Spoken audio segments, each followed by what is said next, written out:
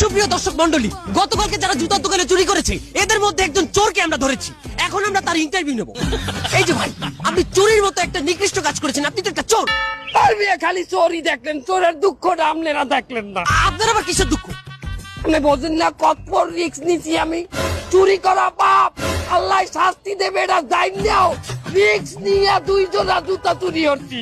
হ্যাঁ, তারপর বাড়ি এনে দেই ছোট হয় জুতা।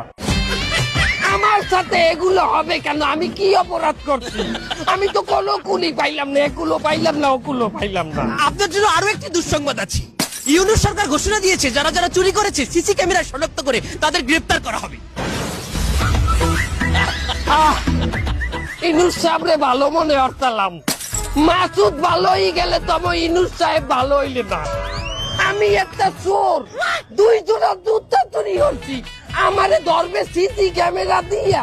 হ্যাঁ, আমার পিছনে ইনুস সাহেবের এত সময় বলে ব্যস্ত হবে না। কি হবে না? ইনুস সাহেবরে দিয়া হবে না, এ জাতি নির্বাচন চায়।